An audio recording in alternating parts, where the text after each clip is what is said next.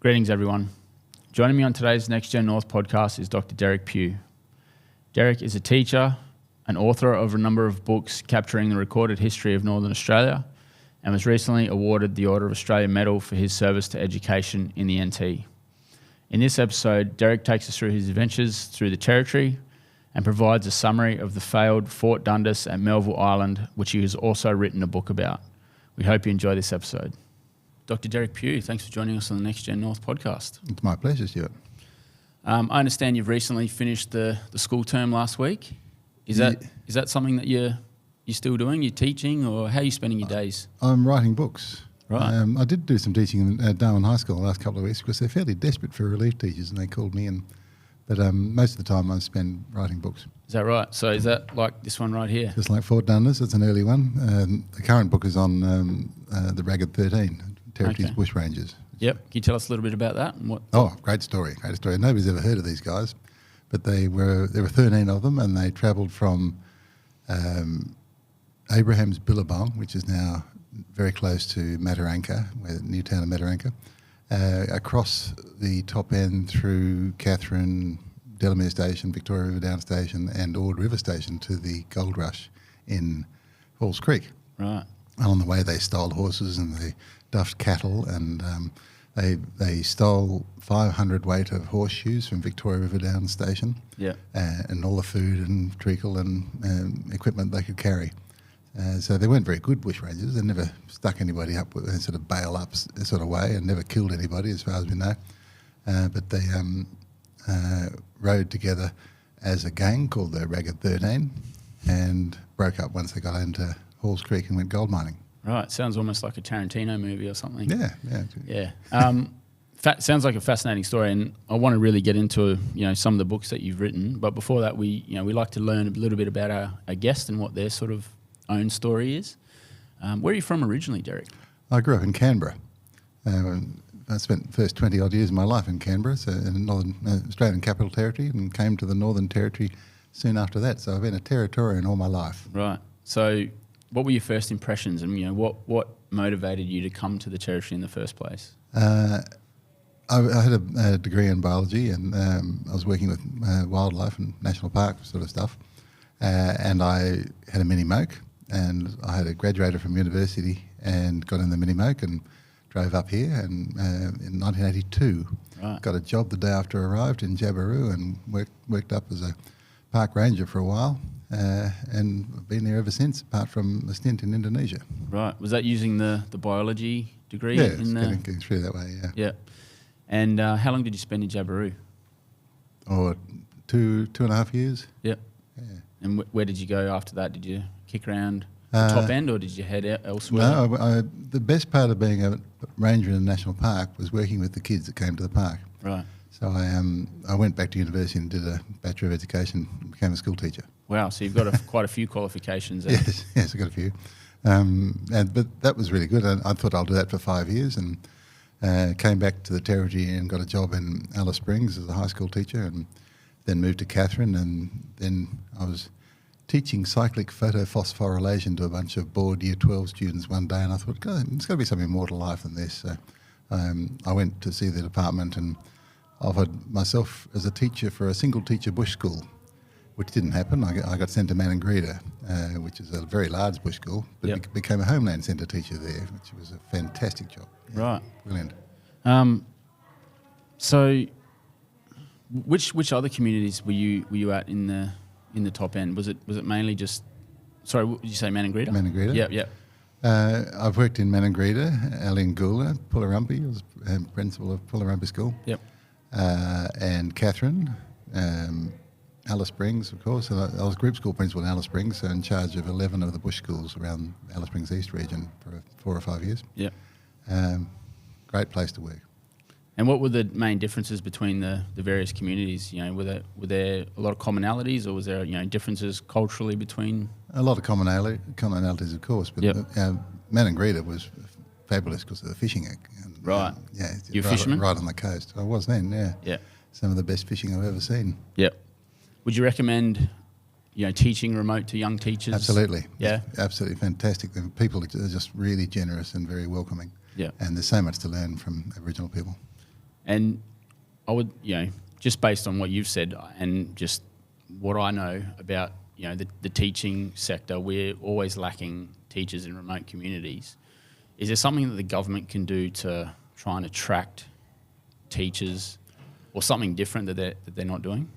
Well, that's an age-old question. I think the important thing about teachers is once you've got them, you want to keep them. Right. So they really need to be looked after well, because education in Aboriginal communities is 80% relationships. Yeah. If you don't get on with the kids in the community, you're not going to enjoy it, you're not going to stay. Yeah. And the kids aren't going to learn very much from you. So Right. it's important that people who are of the correct mindset are ready to go and willing to put up with quite a bit of privation living out in the bush. Yeah.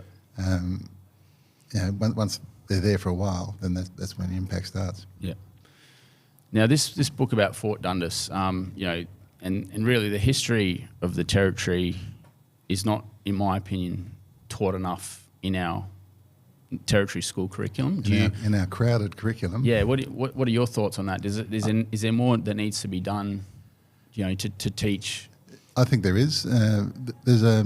Indonesia has a subject which is basically called local history, Right. local culture, whatever, where they have a national curriculum, but each individual school or community can direct a curriculum towards their local stuff as well. And that's what we could do in the Northern Territory. I think that would be fabulous. Yeah. This year it's the 200th anniversary of the settlement of Fort Dundas. It was Right. the first British settlement north of Port Macquarie. Now that's something worth celebrating. And I think the Tiwi probably will be celebrating it in October. I know there's a lot of plans to do so. Yeah. Can you tell us a little bit about the first settlement? So it was the British that were intending to expand their reach in Australia. Yeah, it was a British How settlement. did it start? It started because there was a trader who wanted to have access to Dutch ports throughout the Indonesian archipelago. And he was finding he was being blocked out a bit, so he wanted a bit of help.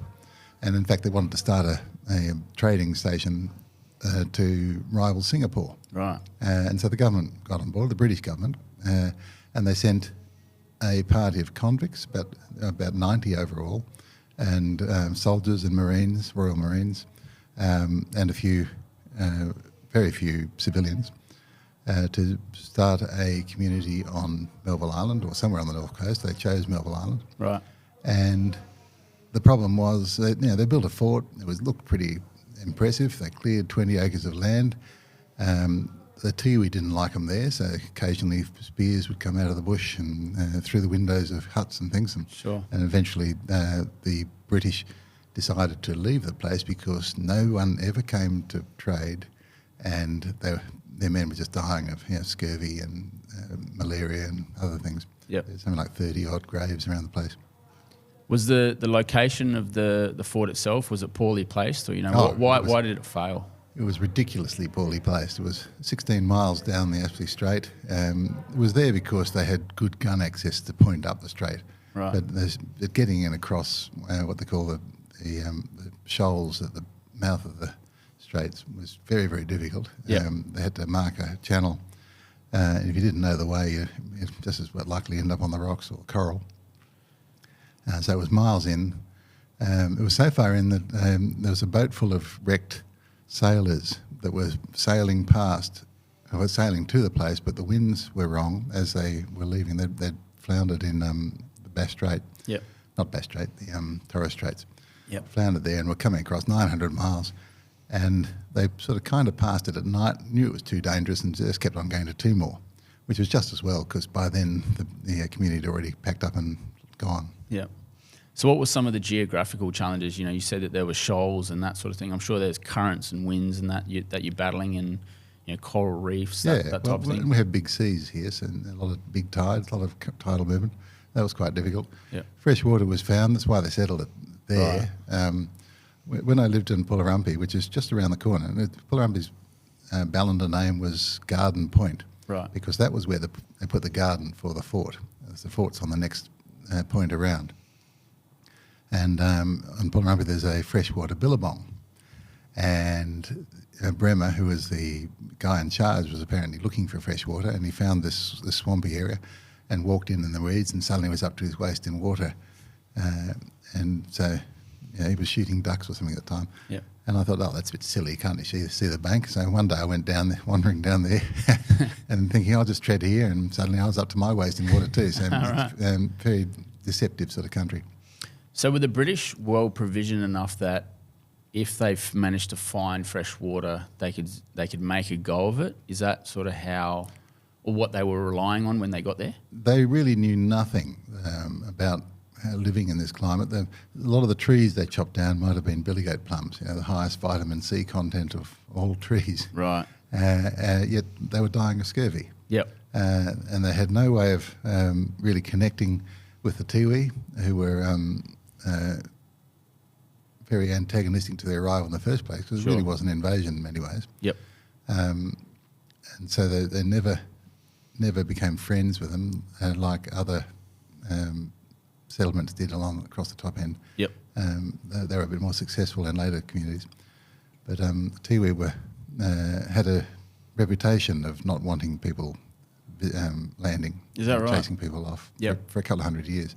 Possibly because the theory is that there was a problem with slavers coming down looking for people to take them back up into the islands. What islands were they? Was that Malaysia? Well, or- those islands that are now Indonesia. Oh, is that Yeah. right?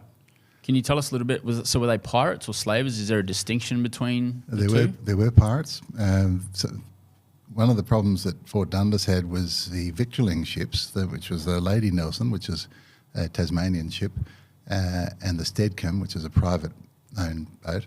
Yep. Both of them went off to Timor to collect supplies, fresh vegetables, pigs, buffalo, whatever. And both of them, 4 or 5 days apart, decided they wouldn't go there. They go north up into the Tanimar Islands, and both of them were taken by islanders as pirate islanders, and their crews were killed, Right. and the ships were sunk off the coast. So they were different islands. They probably knew about what was happening on other places. Yeah. But the Steadcombe had 2 cabin boys that climbed up into the rigging, and they refused to come down to be killed until they promised that they would be okay. They'd seen their shipmates lie on the beach and have their heads cut off. Anyway, eventually these boys were brought down and were enslaved. They became slaves for, I think, 14 years for one of them. One of them died after about 7. His name was Edwards. But and the guy that survived, he was rescued by the people who were then at Port Essington. The British had come back, Right. and they took him there and then took him back to Melbourne, and he survived for a long, long time as a famous man, ex-slave. Wow. Who lived on Tanimar Islands for 14 years as a slave. So had this person's language changed? Has He had his habits? He had forgotten to speak English and Wow. had to relearn it on the way back to the ship. Fascinating. Yeah. And Edwards, the other guy, I think they both did, but Edwards particularly had a bunch of kids to one of the local women there. Is that right? And their descendants still live on the island. Wow. So were there other colonial powers around at the time that, the British settlers, I guess they were building a fort for a reason. Yeah, They must have expected they to be were attacked. worried. They were worried about the French and the Dutch, obviously, because of Dutch East Indies. And the Americans were sniffing around too. And America was a possible colonising Is that right? competitor. And that far away from mainland America. Yeah. Oh, yeah. Well, the Americans were everywhere. They were whalers. Even They in were, those times. Mm. Yeah. So how critical was the establishment of places like Fort Dundas to the continued development of Australia? Was it critical? Well, Even though it failed. Yeah, the current map of Australia has Western Australia's longitudinal meridian Yep. set on 129 degrees, I think it is. Yep. It used to be 132, so Fort Dundas actually moved it 3 degrees west. Right. And so, because that was still New South Wales, and New South Wales was then extended to that boundary, which had a few ongoing odd effects, like the border of South Australia wasn't moved with that, so there's a little strip of New South Wales on the western side of South Australia for a few years until they managed to change the borders of that. Right. Everything was very complicated. Can you tell us a little bit about the inhabitants? Who were the types of people that were actually sent out to establish the fort? You said convicts and I think military before. Yeah, so the convicts were volunteers. They were what they called mechanics. Right. And they were volunteered on the basis that a year on Melville Island would get them a ticket of leave. They could actually get out early. There was no, they weren't legally allowed to send convicts to somewhere out of a certain latitude or longitudinal area. So it was a new area. So they had to volunteer. And a lot of them were bricklayers or carpenters. So they actually had skills that they could use. Skilled people. Yep. And a couple of them boat buildings, of course, and they used to sneak out of an evening and start building a boat in the bush until somebody dobbed in it. Oh, right, to escape. Yeah, they were going to escape. Where were they planning on going if they got away? Well, they didn't know. People had no idea where they were or how far it was to go anywhere. Yeah, and how hard was day-to-day life there? It must have been quite difficult. The food was pretty lousy. They had a great deal of trouble catching fish because the waters were so deep and foul and fast flowing. Yep. They couldn't get enough fish to feed the population. Yep. They tried to garden. They brought a guy called Richardson to be a gardener. He was a convict. Yep. He was a botanist convict who went travelling with Oxley down in New South Wales on his tours. So he was well known. He was a second-time convict, by the way. He'd been once, I think, for 7 years, and went back to England, was caught again, and was sent back out. So he had learned his lesson. Yeah. So how was the relationship between the military and the convicts? Was it seen as more of like, all right, we're in this remote part of the world together, we have to be cooperative, or it's not going to work, or no, did the military sort of lord over them? Yeah, I would imagine that's the case. It was a very class-conscious society of Britain in those days, and if you were a convict, you were the lowest of the low. Yep. And treated as such. Yep. So what were the main dangers apart from? I mean, obviously the hostile Tiwi. Was it sickness? Was it? Yes, people who died were often malaria, or they built a hospital. They apparently had 16 beds in it. It was always full. They had fever. The malaria was around those days. They called it the ague. And a couple of people were speared. The doctor and his mate, a storeman named Green, they were speared together one afternoon. And that night, to make it worse, a young woman was having a baby and she died in childbirth. So they lost 3 people all in one night, one day. And with the scurvy, did they not know about the requirement of vitamin C in those days, or did they just choose to ignore it? Or was it? It was apathy, or no, it was kind of known because the officers never got it because they were fed sultanas and things like that. Right across the British Navy, but the men were cheaper to feed. Right. So if you're in the military, you were probably going to get looked after a bit more. Well, hopefully you get better food, but got as much.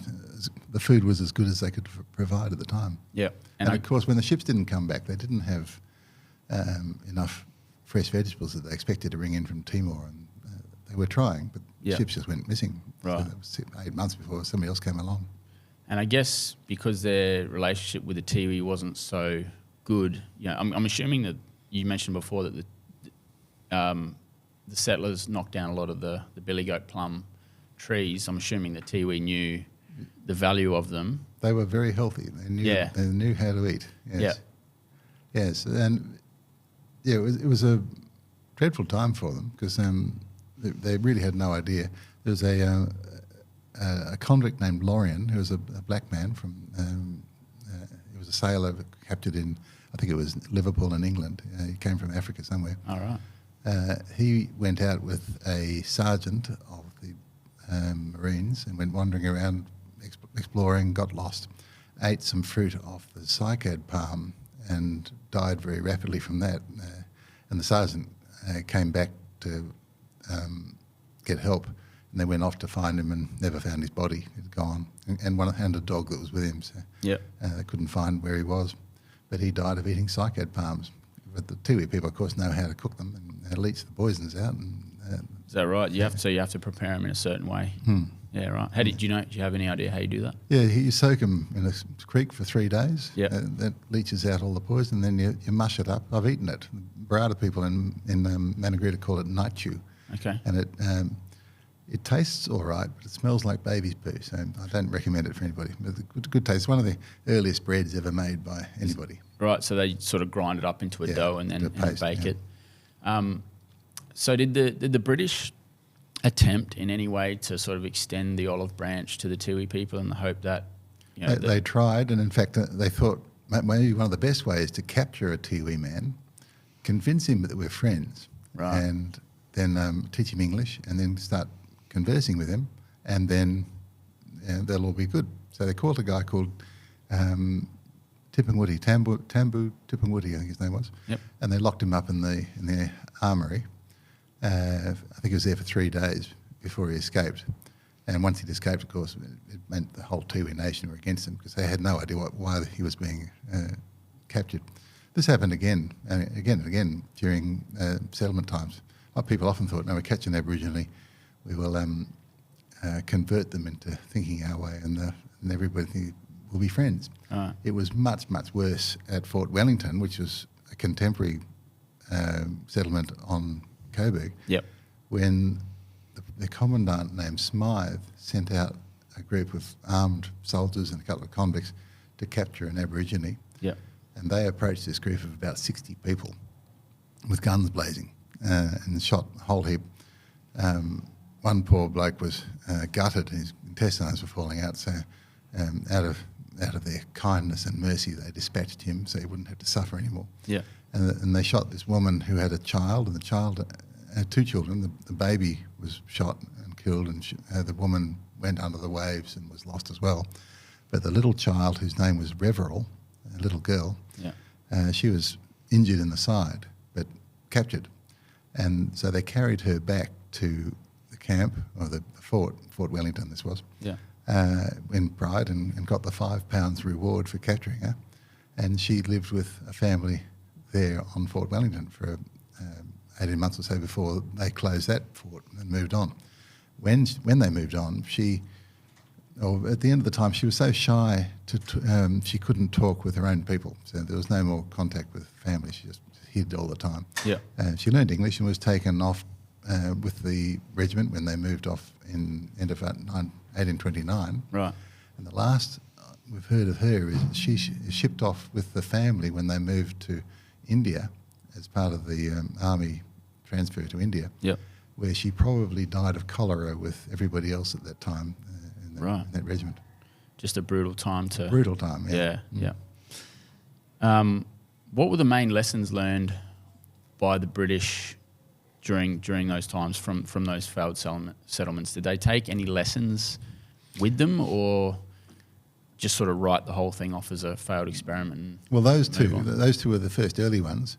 They weren't convinced that it wasn't going to work, so they thought they'd try again. In 1839, they started at Port Essington. Mm-hmm. They started a fort there they called Fort Victoria, right? Which incidentally was the first place in the world named after the new Queen, Queen Victoria. So Fort Victoria, long before the state of Victoria became the state. And that lasted for 12 or 13 years. That was almost successful. It would have been all right if it hadn't been completely destroyed by a cyclone in the first year or so, and then it knocked them back. And then people started dying of scurvy and fever and all sorts of problems arise from that. Yep. But that was withdrawn in the end because coal started coming in and steamships, and there was no need for a port there for people to come in and re-victual. And traders never came. Sometimes the Macassan fishermen would come down and do a bit of swapping. Yep. And in fact, most of the soldiers ended up wearing Malayan clothing. Is that right? Because their uniforms had rotted off. Yeah. Do you know what the relationship between the Macassans and the local Tiwi people were like in those days? Were they trading? Were they friendly with each other? Tiwi didn't like anybody coming. So the Macassans rarely went after their trip along the Melville Bathurst Island. Yep. There are sites where there is some evidence of it, but Tiwi were really hostile to anybody coming. But Macassan, they had a lot of friendships with Iwaja people in Fort, what's it called, Port Essington area, on the Coburg Peninsula. Right. They had a lot of friends, and in fact a lot of Iwaja people went travelling back to Macassar with the fishermen that came out and would stay for 2 or 3 years before returning. So the Tiwi were fairly self-sufficient, could you say? They had to be, because if they were hostile to traders, how was the inter-clan relationships amongst the Tiwis? Were they pretty friendly with each other? I don't know. It's not my history to tell. I think mostly they would have been. Yep. There were raids across to the mainland reasonably regularly, and there were Tiwi burial sites on the mainland just east of here. Yep. So they used to raid here for women and other cultural reasons, I guess. Yep. But they were certainly a very self-sufficient mob for centuries. Yeah. And what's the legacy? You spend a lot of time on the Tiwi Islands. What's the legacy of somewhere like a Fort Dundas to the Tiwi people? Do they remember it as sort of a time of mourning, or do they sort of look at it now as, I don't know, a new beginning? And what's the legacy amongst the Tiwi people? The guys that I've spoken to about this are very proud of the fact that they're one of the few Aboriginal clans that have got rid of the British. Right. They look at it was bit of a bragging. It was their guerrilla warfare that worked. Yeah, right. And they were very mobile people. They had responsibilities right across the island. So the British might not have seen them for 6 months, and then they'd come back and a few more spears or threats, and people would be in trouble. And finally, when they left, the Tiwi must have just been so joyous. Yeah. And then they kept the island closed until the buffalo hunters turned up there in the 1890s. Okay. And do you see an opportunity there for potentially tourism, or making the site memorialised in a more permanent manner that could even generate some income for the local people? There's a fabulous opportunity for it. Excuse me. Better cut that out. That's all right. The Tiwi have a great opportunity there. The site is still there. The fort ruins are there. There's a couple of old buildings. And it's not much, but it's the story that goes with it that's important. So there is an opportunity.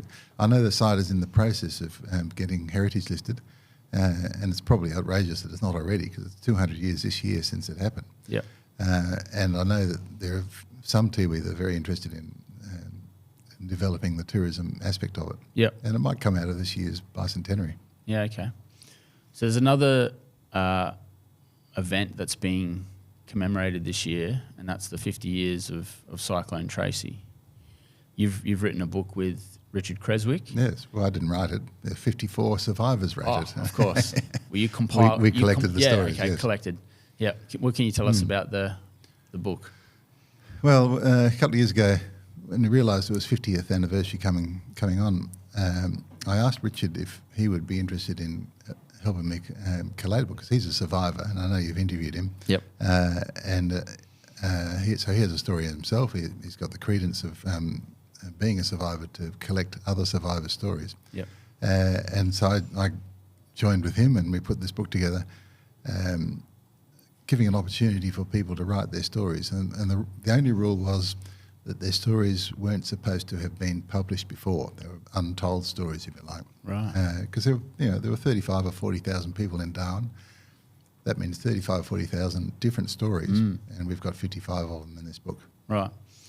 And are you a part of the 50-year commemorations? No. I know that there's... No, that's Richard's the chair of the committee. Okay. But no, I'm not a survivor, so All right. I don't want to push that barrier. No worries. Well, post-professional life, you said you're writing books. What else have you got going on? Have you got much? We're doing a film. We did a film last year on 20 to the mile, called to 20 to the mile, on the history of the Overland Telegraph Line. Yep. That'll be available very soon on a streaming service called Doc Play on TV. Yep. And we've shown that we had a sellout and an encore at the Darwin deck chair cinema last year. It went down very well. And it's been shown in Melbourne and will soon be shown in Sydney, I believe. But online is where it's going to have its biggest audience. Right. That's the story of Charles Todd and the laying of a cable from Adelaide to Darwin and all stations to London in 1872. Yep. It meant communication with the mother country, England, went from 12 weeks to 7 hours. So it was the internet of the day. It's an extraordinary story. Fantastic. And do you have any involvement in the arts, like writing screenplays or anything like that? Yes, I've written a couple of screenplays, but nothing's ever happened with them, so I can't claim. Right. But the next one I've written a screenplay for the Escape Cliff story. Okay. Except for the middle bit, which I'm having a great deal of trouble with, all the interpersonal relationships of the thing. But that story is to do with John McKinley, right, who was at Escape Cliffs, which was the first settlement of Darwin in 1864 to 66. Right.